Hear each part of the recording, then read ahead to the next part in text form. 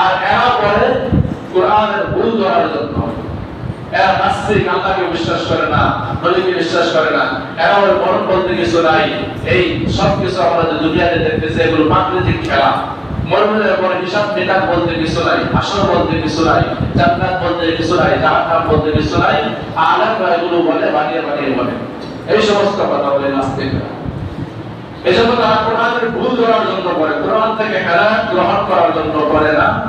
এই কারণে তারা কোরআন থেকে হেদায়েত পায় না। তাহলে তফসিরে নাসির কোরআনের বিরুদ্ধে সর্বপ্রথম এই জমিনের মধ্যে কথা বলেছিল। তফসিরে নাসিরের ডিম ফোটা বাচ্চারা যারা আছেন, এখনো পর্যন্ত আছে এই নারী সংস্কার কমিশনের মধ্যে যারা আছেন, সবাই হচ্ছে তফসিরে নাসিরের উত্তরসূরি, সবাই তফসিরে নাসিরের ডিম ফোটা বাচ্চা।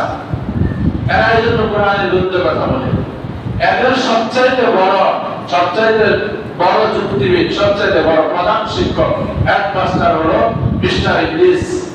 মিস্টার ইবলিস সর্বপ্রথম জমিনের মধ্যে আল্লাহর বিধানের বিরুদ্ধে যুক্তি পেশ করেছে। আল্লাহ রাব্বুল আলামিন আদম আলাইহিস সালামকে বানালেন। আদম আলাইহিস সালামকে বানানোর পর সমস্ত ফেরেশতাদেরকে আহ্বান করে বলেন, উসজুদু লিআদম, তোমরা সবাই আদমকে সিজদা করো।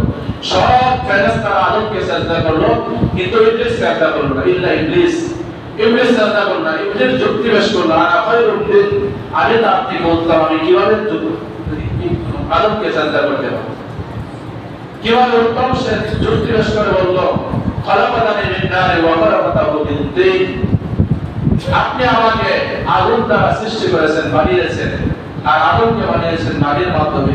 আল্লাহর বিরুদ্ধে, আল্লাহর বিধানের বিরুদ্ধে সর্বপ্রথম যুক্তি পেশ করেছে ইবলিস।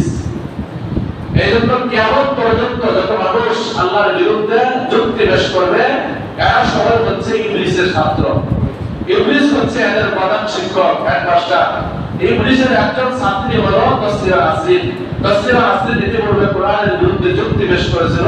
কোরআনের বিধান একটি যুক্তিসঙ্গত নয়, এরকম ভাবে তফসিরে নাসিরের ডিম ফোটা বাচ্চা, যেহেতু তফসিরে নাসির বাংলাদেশে নাই, তফসিরে নাসিরের ডিম ফোটা অনেক বাচ্চা আছে বাংলাদেশে, এখনো পর্যন্ত আছে, কিয়ামত পর্যন্ত থাকবে। তারা কিছুদিন পর পর আবির্ভাব হবে আর কোরআনের বিরুদ্ধে কথা বলবে, হাদিসের বিরুদ্ধে কথা বলবে, কোরআনের অকাট্য বিধানের বিরুদ্ধে কথা বলবে, আর মুসলমানের ঈমানের জোশ দেখতে চাইবে। এই সমস্ত বেঈমান নাস্তিক যে সমস্ত কাফেররা আছে, যারা কোরআনকে মাটির সাথে মিশিয়ে দিতে চায়, কোরআনের বিধানকে মাটির সাথে মিশিয়ে দিতে চায়, তারা নিজেদেরকে সমান অধিকারের নামে স্লোগান দিয়ে কোরআনের আয়াতকে ব্যক্ত করতে চায়। এই সমস্ত বেঈমানদের বিরুদ্ধে সমস্ত মুসলমান একজোট হয়ে আন্দোলনে দাবিয়ে করতে হবে। এই আন্দোলনের ডাক আগামীকাল 3 মে, এই 3 মে হেফাজতে ইসলাম থেকে ডাক দেওয়া হয়েছে। সমস্ত মুসলমান দল মত নির্বিশেষে নিজেদের ঈমানের দাবি আদায়ের লক্ষ্যে প্রত্যেকের দায়িত্ব, প্রত্যেকের ঈমানি দায়িত্ব হলো এই ডাকে সাড়া দিয়ে সবাই আমাদের প্রত্যেকের মতামত তাদের সামনে পেশ করে দেওয়া, যে কোরআন বিরোধী কোনো আইন এই বাংলার জমিনে আমরা মুসলমান বেঁচে থাকতে কখনোই বাস্তবায়ন করতে দেওয়া হবে না। এই কথাটা তাদেরকে জানিয়ে দিতে হবে, নাস্তিকদের কানের মধ্যে ঢুকিয়ে দিতে হবে। এই জন্য আগামীকাল শনিবার 3 মে হেফাজতে ইসলাম, এটা রাজনৈতিক একটি সংগঠন। যখন ইসলামের উপর কোনো আঘাত আসে, যখন কোরআনের বিরুদ্ধে কোনো মানুষ কথা বলে, যখন কোরআনের বিরুদ্ধে কোনো বেঈমান, কোনো নাস্তিক বিভিন্ন জায়গা থেকে গর্জে ওঠে, তখনই তাদেরকে মাটির সাথে মিশিয়ে দেওয়ার জন্য, তাদেরকে এই দেশ থেকে বিতাড়িত করার জন্য হেফাজতে ইসলাম পদক্ষেপ নেয়। এই পদক্ষেপ নেওয়ার ক্ষেত্রে হেফাজতে ইসলাম 3 মে ডাক দিয়েছে। এই ডাকের মধ্যে প্রত্যেক মুসলমান, যারা আমরা নিজেদেরকে মুসলমান দাবি করছি, প্রত্যেকেরই এই ডাকের মধ্যে সাড়া দিতে হবে। এই ডাক, এই সমাবেশের জন্য অনেক সুন্দর হয়, অনেক বড় আকার যেন হয়। এই সমাবেশকে সুন্দর করার জন্য ইসলামী রাজনৈতিক যে সমস্ত দল আছে, প্রত্যেক দলেরা নিজেদের মতামত পেশ করেছে। অন্যান্য রাজনৈতিক দল, ছাত্র কাফেলার মধ্য থেকে যারা আছে, সবাই এই ডাকে সাড়া দিয়েছে। আপনারা ইতিপূর্বে অনেকেই দেখেছেন, 30 তারিখ একটা ইঞ্জিনিয়ারিং ইনস্টিটিউটের মধ্যে একটা সুন্দর আয়োজন হয়েছে। সেই আয়োজনের মধ্যে ইসলামী দলের সব দল মত নির্বিশেষে প্রত্যেক মানুষ ছিল। অনুরূপভাবে দলের আমির যারা ছিল তারাও ছিল। তারা প্রত্যেকেই সংলাপের মধ্যে লিপ্ত ছিল যে এই সমাবেশটা কিভাবে সুন্দরভাবে বাস্তবায়ন করা যায়। এজন্য তারা সবাই আলোচনা করেছে।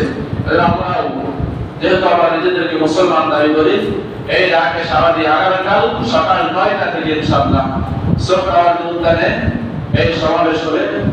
কিছু আলোচনা করার পর মিছিল বের হবে। যে সমস্ত নাস্তিক বেঈমানরা কোরআনের বিরুদ্ধে জমিনের মধ্যে আইন করতে চাই, তাদের বিরুদ্ধে সোচ্চার হবে, তাদের বিরুদ্ধে কঠোর পদক্ষেপ নেওয়া হবে। আমরা সবাই দল মত নির্বিশেষে প্রত্যেকের দাবি আদায়ের লক্ষ্যে, আমরা যেহেতু মুসলমান, এজন্য মুসলমানের ঈমানের দাবি হচ্ছে সবাই আমরা এই সমাবেশের মধ্যে ইনশাআল্লাহ হাজির হওয়ার জন্য আপ্রাণ চেষ্টা করব। যার কোনো কাজ থাকবে না সবাই ইনশাআল্লাহ যাব। আল্লাহ তাআলা আমাদের সবাইকে দেওয়ার তৌফিক দান করুন। সবাই বলি আমিন। ওয়া আখিরু দাওয়ানা আলহামদুলিল্লাহি রাব্বিল আলামিন। তাদের